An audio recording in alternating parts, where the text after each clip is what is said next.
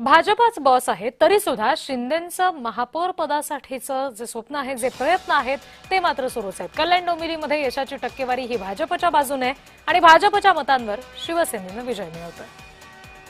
कल्याण डोंबिवलीमध्ये निकाल लागलाय आणि स्ट्राइक रेट म्हणजेच यशाचं परिमाण असं सांगताय की भाजप तिथे वरचढ आहे। आकडेवारी आपण बघतोय, भाजपनं 54 पैकी 50 जागा जिंकल्यात। 92.6% इतका स्ट्राइक रेट भाजपनं नोंदवलाय।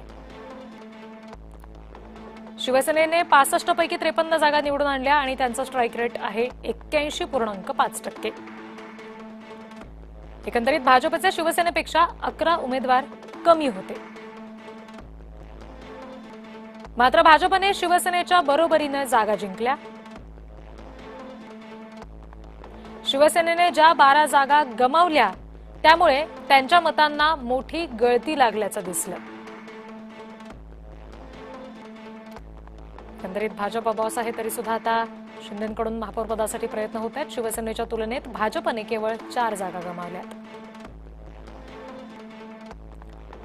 भाजपचं जे प्रचाराचं सगळं नियोजन होतं त्यामुळे एकंदरीत हे नुकसान कमी झालं असं म्हटलं जात आहे। स्ट्राइक रेट अनुसार कल्याण डोंबिवली महापालिकेमध्ये भाजपा मोठा भाऊ ठरलाय।